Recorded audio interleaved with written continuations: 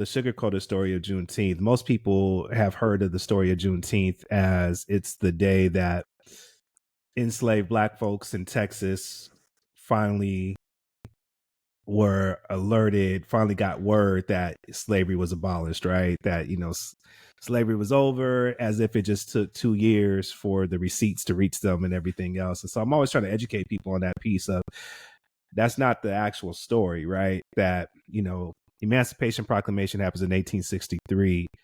Juneteenth happens, Galveston, Texas, 1865. But it's not just because the news had not spread, because people are like, oh, well, they didn't have text messages and fax machines back then. It just took a while on the horse. That wasn't the case, right?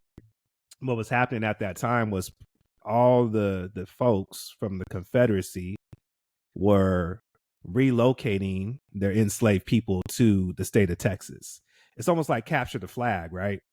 So, you got to create your stronghold, right? You got to keep people back at the fort. And that's what was happening as the Confederacy was losing states. So Alabama's going down, Mississippi's going down. They're losing these key areas. They're relocating, condensing everything to Texas. And Texas was the last stronghold. So it's not like someone just rolled up after 2 years. It was like, oh, hey, by the way, here's your mail. And they read it. It was like, oh, snap, we didn't know. Okay.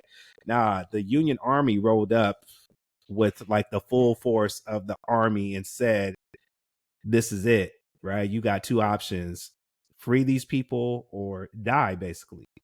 And so by force, right? Like that's the part of the story that people don't talk about. The story is still like, oh yeah, like, that's when the news finally reached the folks, finally reached the enslaved folks in Texas. Nah, it's not what happened, right? And again, that's a part of the story because, of course, they were being kept, even though they were hearing rumors and stuff like that of what was happening.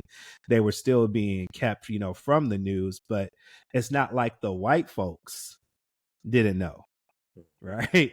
And again, so that's a huge part of the story. And also the part of the story that I think people don't talk about is that slavery still wasn't abolished.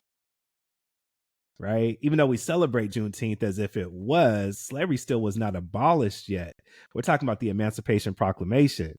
The Emancipation Proclamation freed enslaved people in Confederacy or states that were currently in rebellion, which was the Confederate States at the time, right? Political decision and wartime decision by Lincoln to weaken the Confederate armies. As a matter of fact, there's 4 border states that were a part of the Union that were still allowed to operate in slavery during that time.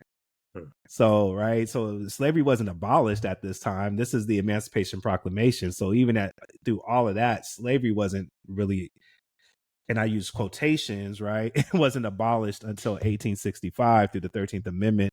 And really that did not fully get put into law until December of 1865. So 6 months after Juneteenth, when it was finally ratified. And so, that's a part of the story that I don't think people really understand when we talk about Juneteenth. And we're like, oh, yeah, that's the day. And again, it's a huge day of celebration. It should be a huge day of celebration, and understand as a part of our story, we got to tell the full story because it still wasn't over.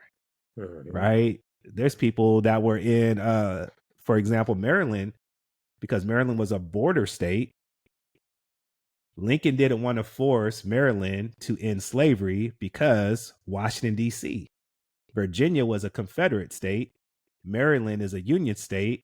And if Maryland got upset, right, and switched to the Confederacy, now the capital is surrounded.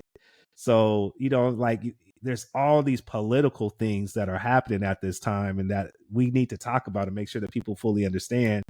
Or else folks just think, oh, yeah, it was just like the mail was slow. No, it ain't that the mail was slow, right? Folks were intentionally keeping folks in bondage and in slavery still until they were forced, physically forced, right? Threatened by the army that if you do not do this, we are prepared to blow your head off if you do not finally release these folks.